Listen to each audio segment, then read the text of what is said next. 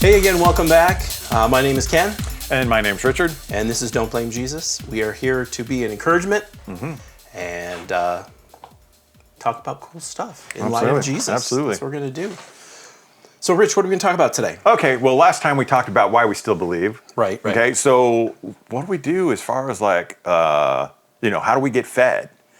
And with that being said, how do we feed ourselves? Right? Because if all we do is go to church on Sunday, listen half-heartedly and run away, and that's it, and if that's as good as it gets, that's not good enough, right? And it's not because it's Jesus' fault. It's just that we're not allowing him any chance to be able to pour into us. So I was thinking maybe, you could say, what you do. I could share some of the different things that I do. Sure. Sometimes they talk about them as spiritual disciplines. For what I'm going to describe for myself, I don't want to use necessarily those words because listening to podcasts and audiobooks doesn't sound like it's really that disciplined, but it is something that I find really helpful for myself. Okay. So, but you want to go first? You want me to go first? Yeah, sure. I can go first. I think my daily routine, get up in the morning, we get out, my wife gets up, I get up with her, we go make breakfast. And while we're making breakfast, I turn on a worship playlist that we have that's rotating. She and I both play on the worship team, and so those are both the list of what we are going to be playing at church and all the other stuff as well. We listen to all that stuff, and then we get our breakfast. We sit down, and then once the song ends, whatever's playing, I switch over to the Bible app. Most of the time, we have our church has like a plan in the my Bible, my version, whatever, YouVersion, and so we go through that together. And if we are currently not in a plan, we aren't in a plan right this minute. We're about to go into the New Testament side of the plan. But if we don't have a plan, then I usually find the verse of the day, and we read the verse of the day. We talk about it, and then usually we'll just read that whole chapter, whatever that verse comes from. That chapter, we'll listen to that whole chapter. I think that's the primary thing that we do together. And then I meet every week with my uncle for a couple hours. He's in Las Vegas. I'm here in Spokane, so we just have a long phone call. We both pull our Bibles up on our screens, and we've been going through books of the Bible. We covered Romans, and then we did Galatians, and then we've done 1st and 2nd Timothy, and we're in Colossians right now. We're just going chapter by chapter, verse by verse, talking it over, talking through it. And I think it's been really great to, part of my journey right now is just rediscovering grace, rediscovering how good God is, and so as we went through Romans to get a full picture of the gospel, and then into Galatians to see this is how it kind of spun out of control right at the beginning, and then each of the different books that we've gone through it's very interesting to, it seems to me like, and I said this at church when we were at worship practice. And at worship practice we have a little devotional, and they ask, what are people thinking? And I just really felt like the scriptures are open to me in a way that they haven't been in most of my life. When I read them, I think a lot of my life I've read them like a lawyer looking for, what are the clauses? What are the, you know what I mean? Okay, what do I have to do? And how does it work, kind of thing. And now I feel like it's more like I see the plan of God. I see the grace of Christ. I see, I see salvation for what it really is, how it really is good news. It's been so encouraging to me. So those are basically the things I do. One of the things that we had talked about in our previous podcasting, we went through a little series called "The Music of Our Lives," and we listened through some of the old songs that we loved in junior high and high school that were like the Christian songs, Petra and Brian Duncan and all the people that we loved. And what I don't remember what the scripture is exactly, but it says those things that you did at first, do those, do the things you did at first.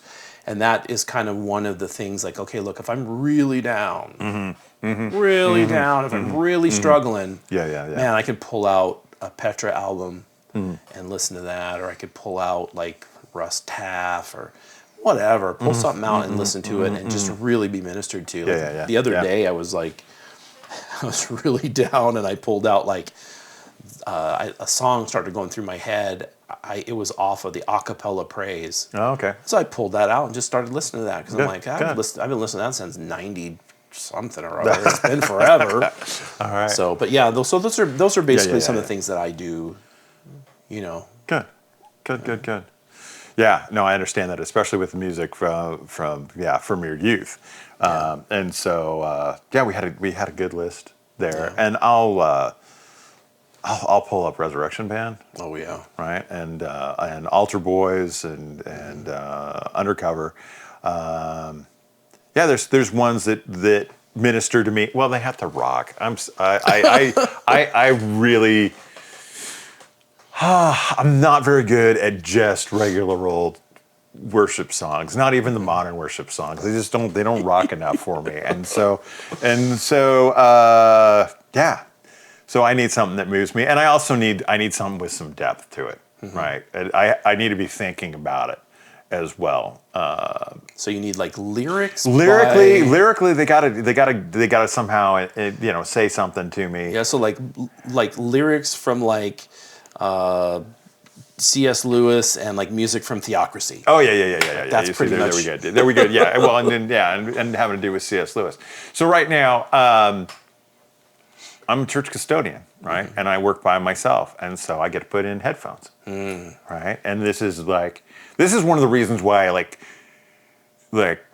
don't take me away from this, right? Yeah. It's a whole, don't throw me in the briar patch, right? Because this is awesome for me at the moment. I'll happily go and clean whatever I need to clean. So with that, one of the things I did is was able to find a whole bunch of Calvary Chapel. I think most of them were probably pastor conferences messages, and those were awesome. So there's on Spotify. There's Get Fed Today. Gotcha. Okay, highly recommend that. There is Chuck Missler.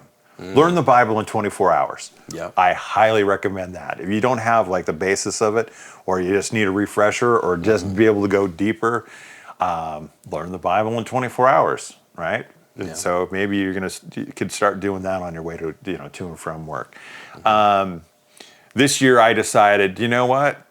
I need to do just a gob of C.S. Lewis. All right. And so I did all the Chronicles of Narnia, and there's some really beautiful things in there. Yeah.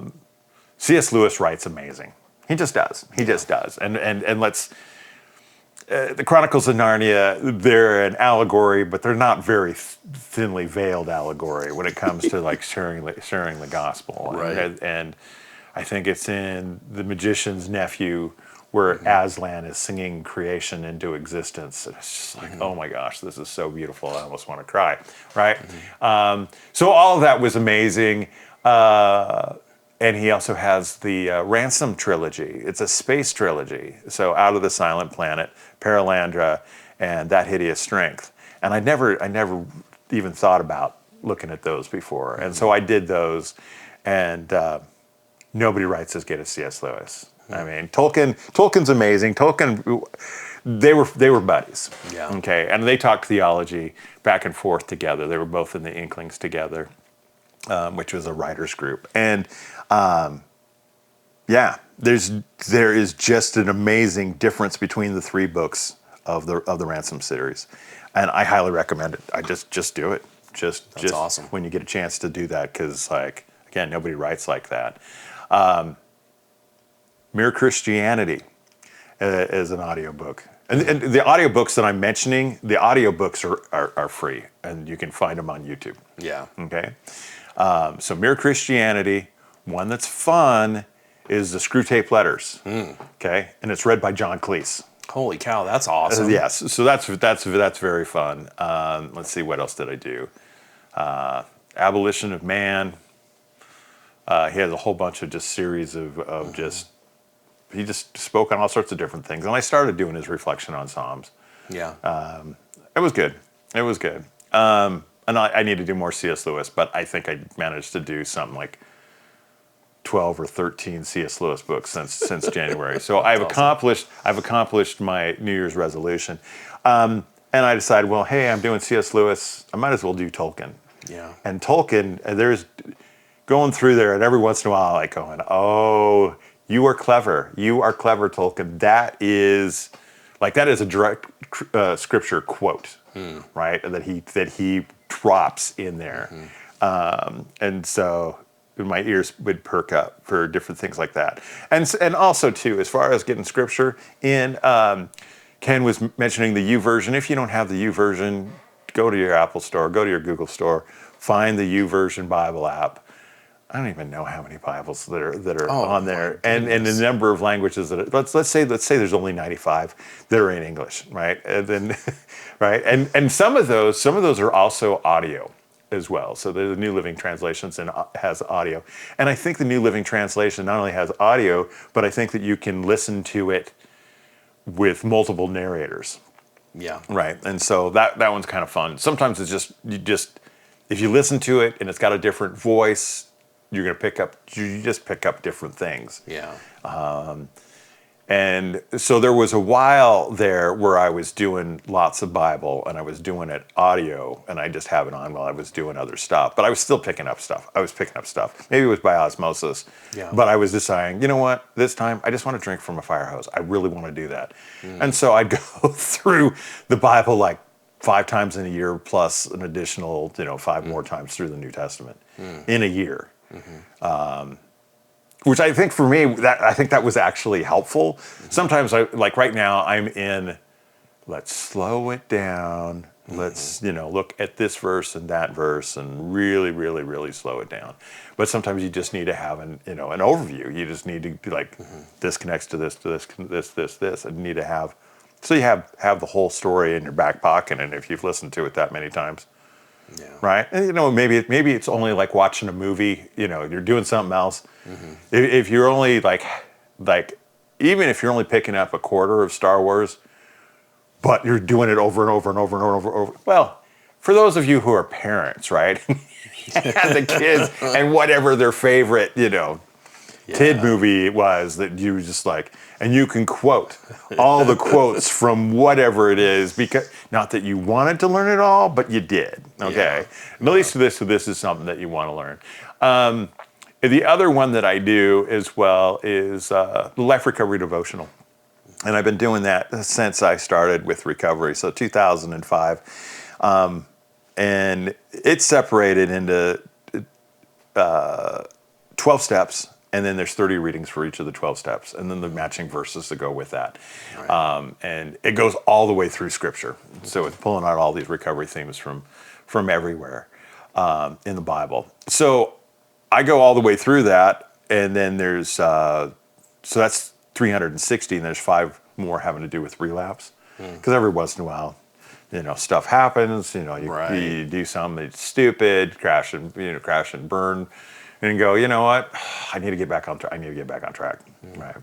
And so whatever the reasons are, and so just to be able to get back and pick up the pieces and go. And with that, as soon as I get done with reading it all the way through, then it's turn around and start back on step 1.